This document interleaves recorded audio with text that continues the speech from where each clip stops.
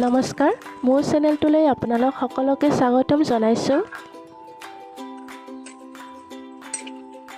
গৰমৰ দিনত খাব পৰা এবিধ অন্যতম মোৰ প্ৰিয় আচাৰ হৈছে আমৰ আচাৰ। এতিয়া যেহেতু আমৰ বতৰ, সেয়ে মই কেঁচা আম কেইটামান ছিঙি আনি আচাৰ বনাবলৈ লৈছোঁ। আমখিনি প্ৰথমতে ভালদৰে ধুই লৈছোঁ আৰু তাৰপিছত এনেদৰে সৰু সৰুকৈ কাটি লৈছোঁ। আপোনালোকে নিজৰ পচন্দ অনুযায়ী কাটি ল'ব পাৰে। এতিয়া এইখিনি এটা কাঁচৰ বৈয়ামত ভৰাই নিমখ দি 2 দিনমান ৰাখিব লাগিব। তেতিয়াহ'লে আমখিনি কোমল হয়, টেষ্টটোও ভাল হয় আৰু আচাৰখিনিও বহু দিনলৈ ভালে থাকে। কিছুমানে বইল কৰিও লয় আমখিনি কোমল হ'বৰ কাৰণে, কিন্তু আচলতে নিমখ দি থ'লে বেছি ভাল হয় খাবলৈ। নিমখখিনি তলৰ ফালে গোটেইখিনি যাবৰ কাৰণে মই অলপমান পানী দি দিছোঁ, বেছি দিব নালাগে, অলপমান দিছোঁ। নিমখখিনি ভালদৰে আমৰ লগত মিক্স হৈ যায়।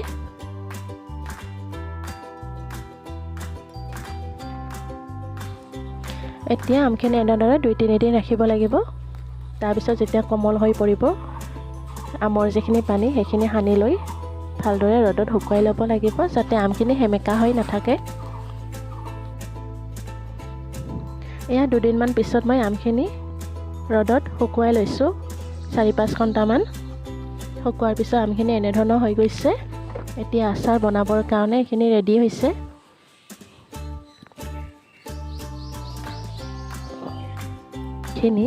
কেঁচা আমখিনি 1 কেজিমান আছিল যদিও শুকুৱাৰ পিছত এইখিনি আৰু কমি গৈছে। আচাৰ বনাবলৈ এয়া লৈছোঁ জলকীয়াৰ গুড়ি 1.5 চামুচ সৰু চামুচেৰে, 1 চামুচ জিৰা গুড়ি আৰু এয়া ধনিয়া গুটি আৰু আজৱাইন গুটি লৈছোঁ আৰু কেইটামান শুকান জলকীয়া।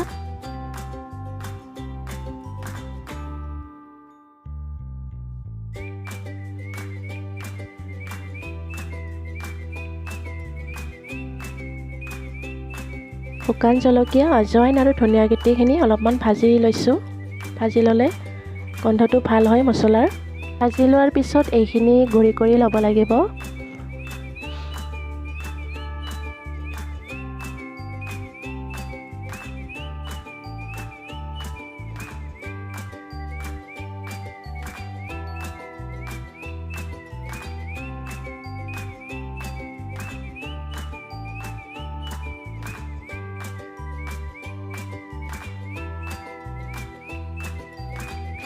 মিক্সাৰত এইখিনি গুড়ি কৰি লৈছোঁ।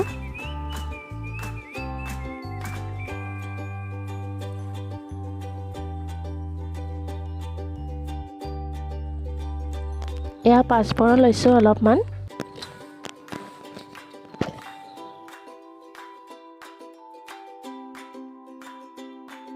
কেৰাহী গৰম হৈ অহাৰ লগে লগে তেল দি দিছোঁ।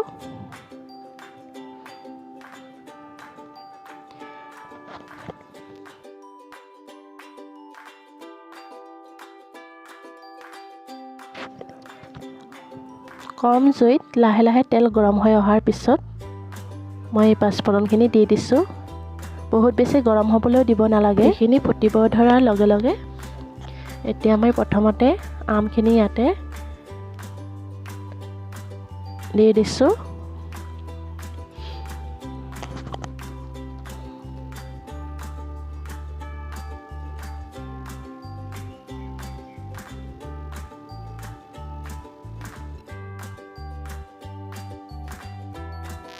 এতিয়া ইয়াতে মই আমখিনি দি দিছোঁ। কম জুইত লাহে লাহে 2 মিনিটমান সময় আমখিনি লৰাৰ পিছত ইয়াতে মই উপকৰণখিনি দি দিম।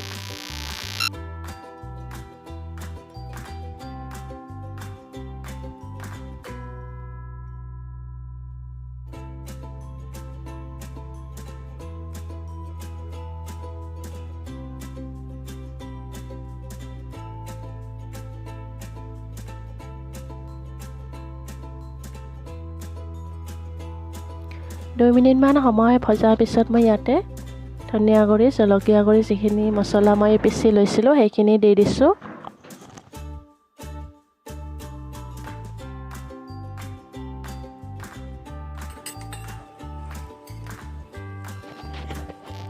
হালধি গুড়ি দিছোঁ 1 চামুচমান, কালাৰটো ভাল হয়, লগতে টেষ্টটোও ভাল হয়। আৰু নিমখ দিছোঁ সোৱাদ অনুসৰি।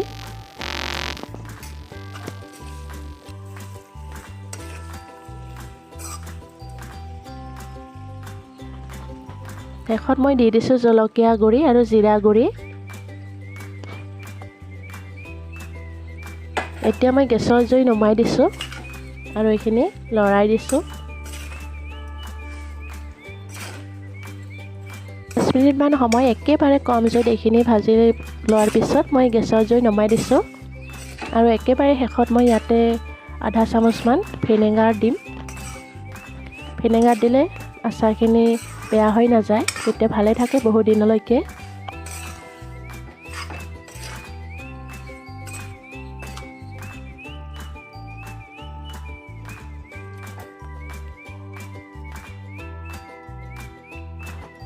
একেবাৰে শেষত মই ভিনেগাৰখিনি দি দিছোঁ আৰু ভালদৰে মিক্স কৰি দিছোঁ গোটেইখিনি আচাৰত।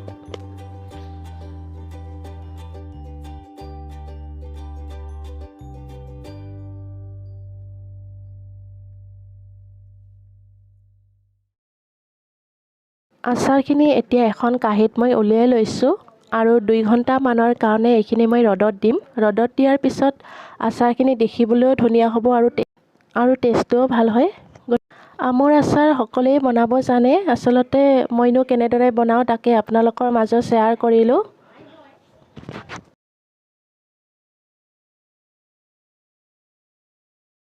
এয়া আচাৰখিনি ৰ'দত দি দিলোঁ। 2 ঘণ্টামান ৰ'দত দিয়াৰ পিছত আচাৰখিনি দেখিবলৈ ধুনীয়া হ'ব আৰু খাবলৈও সোৱাদযুক্ত হৈ পৰিব।